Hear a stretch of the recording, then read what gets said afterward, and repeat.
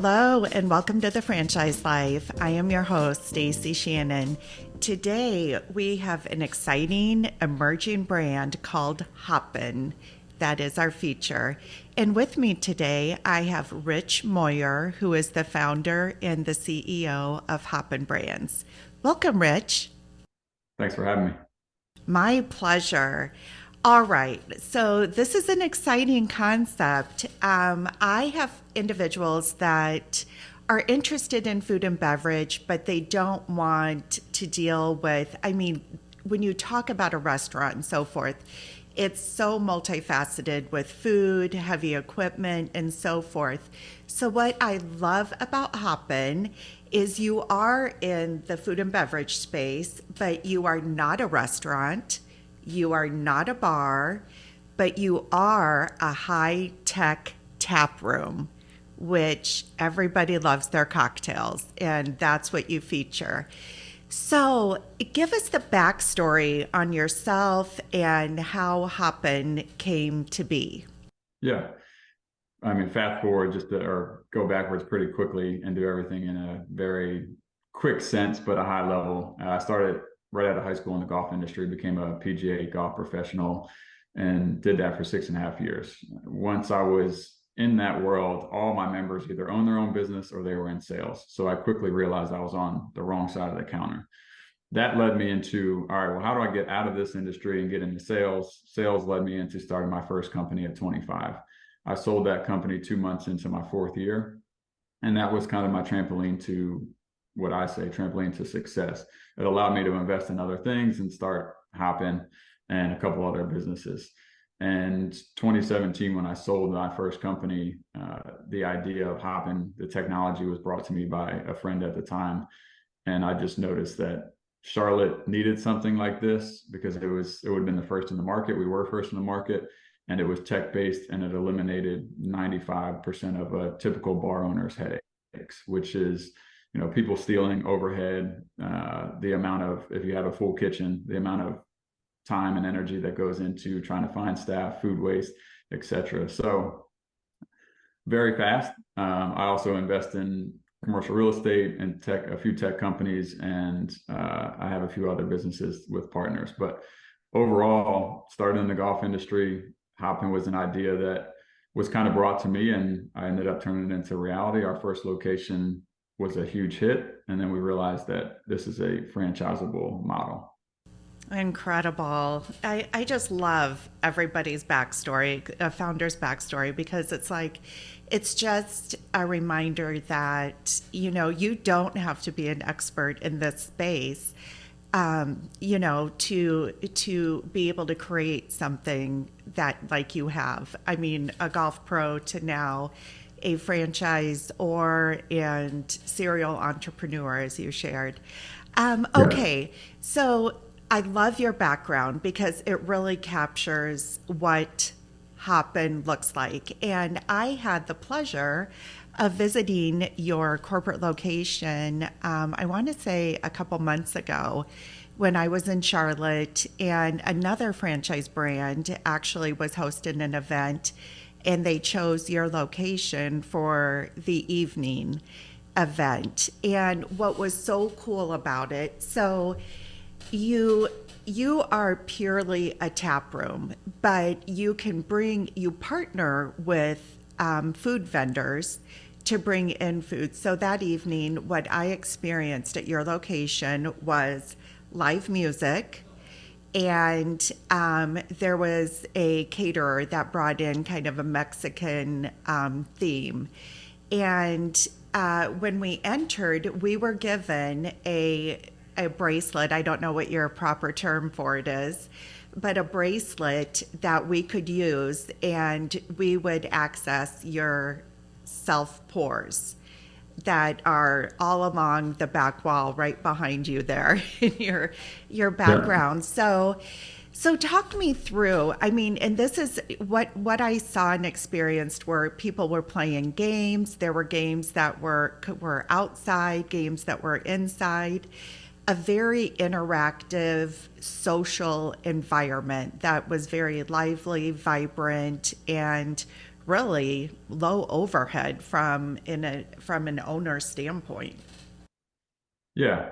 Yeah. So that's the model. I mean, I grew up, my parents in the restaurant industry, they were in the restaurant industry since they were 13, and then they owned their own restaurant. So I grew up watching them work 24/7, 7 days a week. And that was one thing that I said to myself, if I was to invest in a company that was in the bar and restaurant world, that I would not do food, for the simple fact of the headaches that it brings to restaurant owners. So the model was built for self-pour and then community driven to partner with local food partners. So we either have food trucks, neighboring restaurants that provide a full menu, or we do a food stall inside the space with a local food operator. Typically, we'll take 5 to 10% of the gross revenue from them as an additional revenue stream. But yeah, so when you check in, self-pour, you get a RFID wristband. That wristband's attached to your credit card. You have access to 60 plus taps at every one of our locations. We do have games, whether it's darts, cornhole, basketball. Some of our locations have duck pin bowling. So depending on the market, we will push to have a little bit more square footage and have duck pin bowling if it's more family friendly or more corporate driven for corporate events. And it's a vibe. When we opened up, everybody was like, man, you got to do it better than the guy next door. And I said, we don't have to be better. We just have to be different. If we're different, it'll drive traffic. I can go get a McUltra at any bar in the city. Why am I going to Hoppin?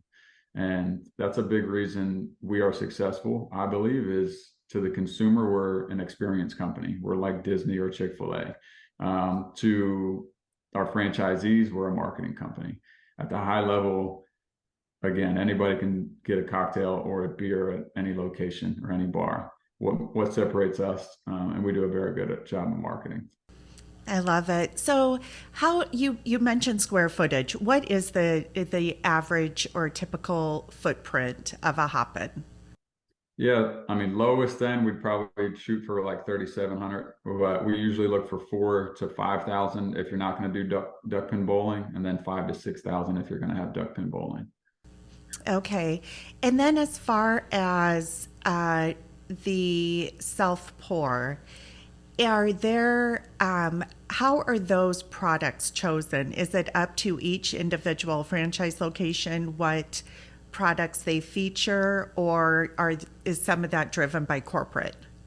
Yeah, so we'll give them full recommendations of here's what we know sells well. Every market's going to be a little bit different, right? Every season is going to be a little bit different. So understanding your market is very important. Our taps, again, 60 plus taps at every single location, they're ever changing. So McUltra might be on one tap, tomorrow it might be a Yingling, or it might be another lager. So the franchisees have full control of what they put on. The only thing that we highly suggest is working with local breweries and being local in the market. Having a very strong local brewery scene is important, and having their stuff on is typically a win-win for one, being part of the community, and two, your locals are going to want the local stuff as well as regional and stuff across the country and the world. But yes, they have full control. We will give them, detailed list of what sells the most throughout all of our brands or all of our locations. And then the cocktail menus for full cocktail bars are ever changing seasonally, and that comes directly from us. We will allow franchisees to have, some different specials, or maybe something's hot in their market that hasn't hit, like on the West Coast, maybe it hasn't hit the East Coast yet, and they're like, hey, this is really blown up over here. You guys should look at adding it to your location. We've done that in the past. So really up to them to really understand their market and what's selling in their market. And this is also an additional revenue stream is then events. And that's exactly what I experienced. The company that was hosting is called Hoppin Brands. And they actually secured your Hoppin Charlotte location for a special event, and it was closed down to all others. So what percentage have you experienced in Charlotte as far as special events such as that versus just your standard business operations? Yeah, we have 2 locations in Charlotte. One is a very similar concept. We just had a different name before we knew we were going to franchise. And that one actually is about 20%, 25% of the total revenue is from private events. Hop in Charlotte is a little bit less because we do push most of the events to the other location. Greenville is typically 15 to 20% of total revenue. So that's what I always tell franchisees, right? If you want to be great instead of just a good location, you're going to find a way to drive, traffic for corporate events, private events, and then just social events, whether if it's a bridal shower or a bridal party. That's what will make you really, really successful, filling in those days where it's a little bit slower and doing, corporations usually have a budget, and typically that budget is more than what they're going to spend. So you give them a $5,000 minimum, they only drink $2,000 worth of liquor. You have $3,000 that goes straight to the bottom line. And that's huge. I mean, that's a big play for all our franchisees to really grasp that it is important to drive local events to the tap rooms, and then also partnering with foundations to do foundation-driven events on those slower days. Oh, absolutely. I like that. So you mentioned 2 corporate locations in the Carolinas, correct? And I know this business was founded in 2017. You started franchising in 2022. Can you talk us through what your growth looks like to date from a franchisee standpoint? Yeah, we got our first one open June of this year in a small market in South Carolina, about 30 minutes south of Charlotte. We have 3 additional opening next year. One will be in Fort Worth, Texas. One will be in Dallas, Texas. One here in North Carolina. And then Virginia, depending on when they sign, they'll probably open up next year as well. And then we have a master agreement finalizing here, hopefully this week or next week, in Utah. And we have a very, very strong verbal agreement in Denver, Colorado that confirmed yesterday. So growth-wise, the pipeline is very strong. We are planning on signing an additional 5 to 6 this year. And then next year, our goal is to sign anywhere from 15 to 20. And process-wise of actually opening, because it is brick and mortar, we have to find real estate, and construction can range from 12 to 18 months in today's market, just with cities being so busy trying to get permits approved, etc., and construction timeline just being a little bit delayed compared to what they were a few years ago. Well, congratulations. That's exciting. So what does your ideal, before we go into what your ideal candidate looks like, or a franchise owner, what does the employee footprint look like? So let's take, say, your Charlotte corporate location. Walk us through, how many full-time, how many part-time, and what those positions look like. Yeah. So from the top down, I've always believed that culture is the most important thing. And you look at any successful company, from the leadership all the way down to the hourly employees, there's respect across the board. And for me, I've always flipped the triangle upside down. So the CEO is at the top, I put the CEO at the bottom, my hourly employees at the top. They're the most important. Those are the ones that are customer facing, and those are the ones that are going to continue to drive traffic into our tap room. Our focus is minimal staff. So we have anywhere from 7 to 10 per location. 2 full-time, which is your taproom manager and your assistant manager. You could potentially have a 3rd full-time if it's going to be if the franchisee is going to be an investor and have manager driven. And that 3rd full-time would be an event coordinator or event manager to go out and pick up event sales. And then you have the rest are part-time at $3 an hour. So overhead staffing is really low. On the flip side, it's easy to find really good people because they make, on a bad day, $15 an hour in tips. On a great day, $60 an hour in tips. So it's really not hard to find good people. And then there's really minimal staff. Like I said, you got 7 to 10. We do have, I'd say, 1 or 2 people at each location that might work once or twice a year. They started with us before they went to a full-time job, and they're like, hey, just keep me on the schedule. I'll pick up a shift every once in a while just because I love working with you guys. But overall, very minimal staff, easy to manage, and easy on the bottom line. So you mentioned if it's an investor model. So I'd like to dive into that a little bit. And going back to what you shared about your parents, as restaurant owners, having to work 24/7 and it being such a laborious, I guess, task for them. I mean, you pour your heart and soul into something when you build it. So I can completely envision that. But with your model, and given it's very low overhead, no food no food. You definitely have the beverage and plenty of it. Um, this very much can be, I mean, that you do not need to be an owner operator in this model. You very much can be an investor, have multiple locations, and put a manager in place.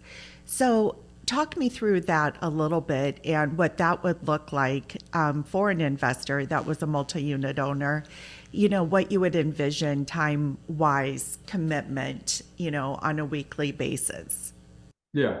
Yeah. And I built this model once we started to really envision the franchise side of it. I built it for an investor manager setup, semi-absentee, because I worked my butt off to be able to get to a position that I'm in. And I worked for almost 3.5 years of 24/7, always on the phone. I was the guy that everybody had to contact. And I said, I don't want that lifestyle. So when this Hoppin was built and we knew we were going to franchise, the model just makes sense.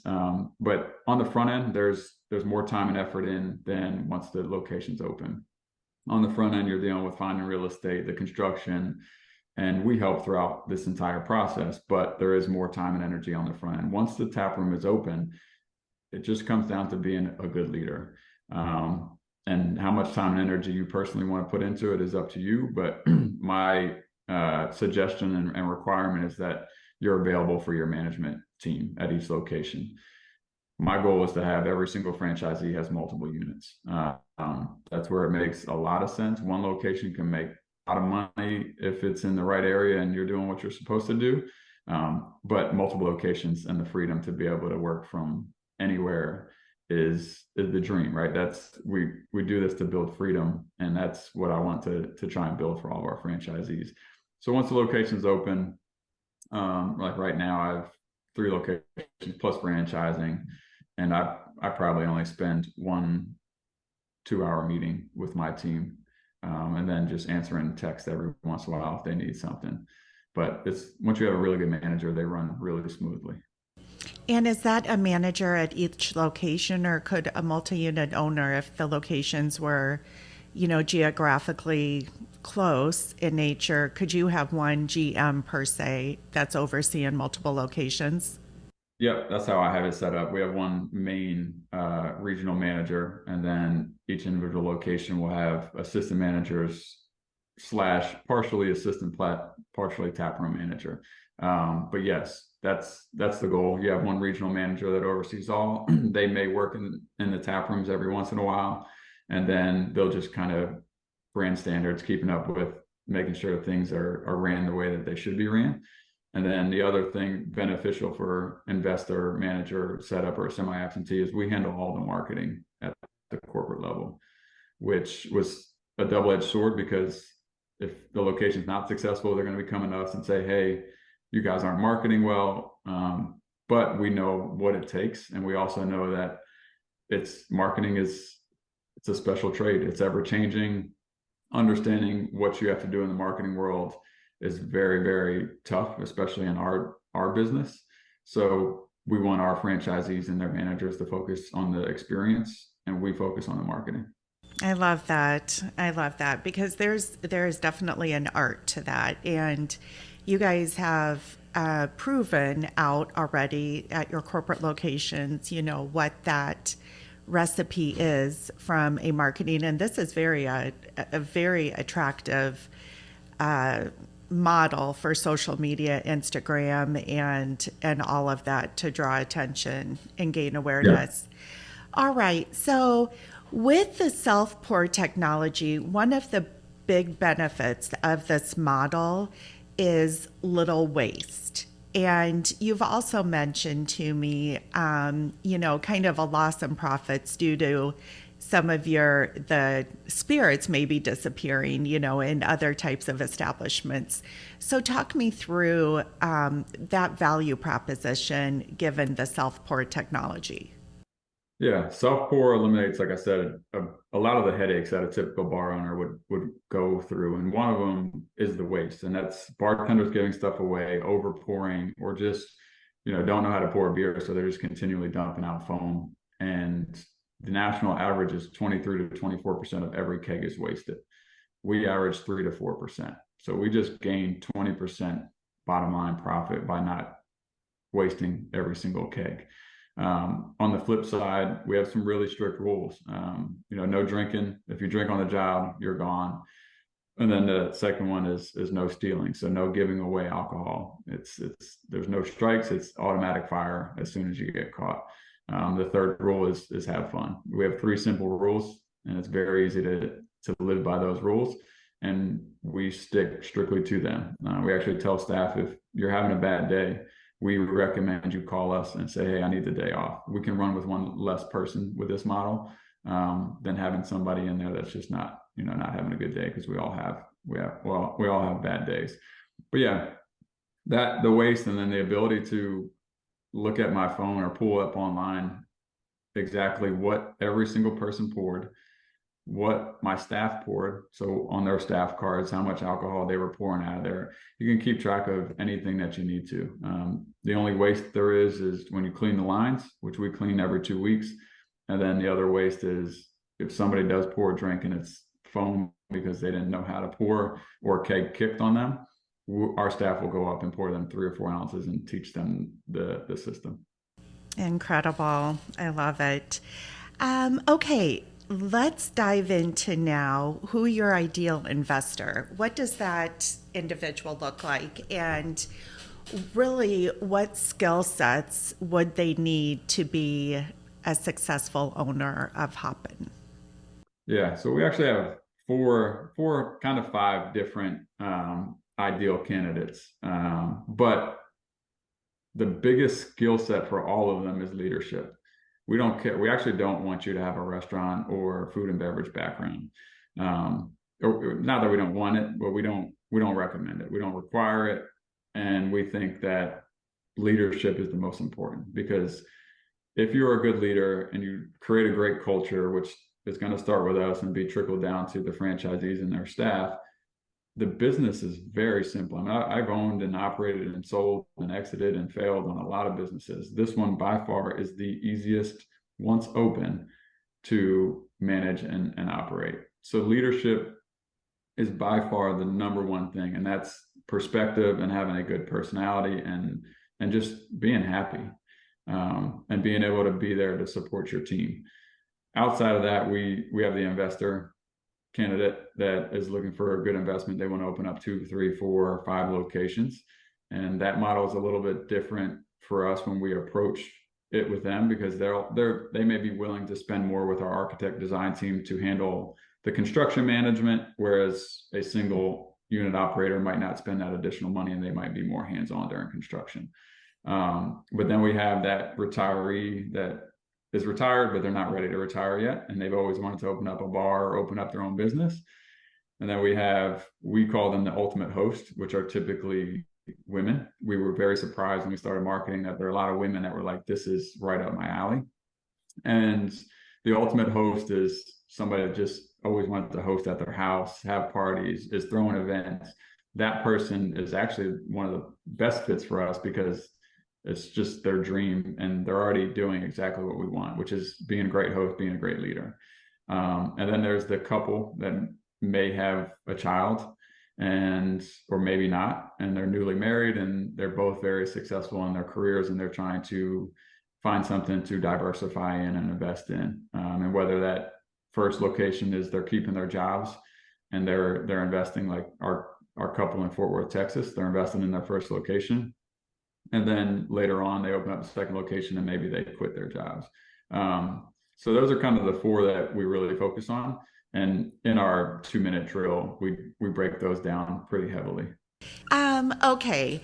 just to wrap up then, total investment for Hoppin is between $750,000 and $1 million.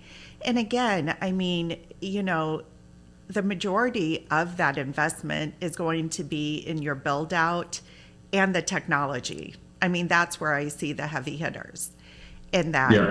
And so net worth requirement, $500K, franchise fee of $59,995, and then your royalty, oh my gosh, it is low. It's 5%. So I tell people typically you see 6 to 8% when I'm working with candidates, that's really like the average you see. Why 5%? I mean, it's a blessing for investors, but how did you end up at 5%, such a low royalty?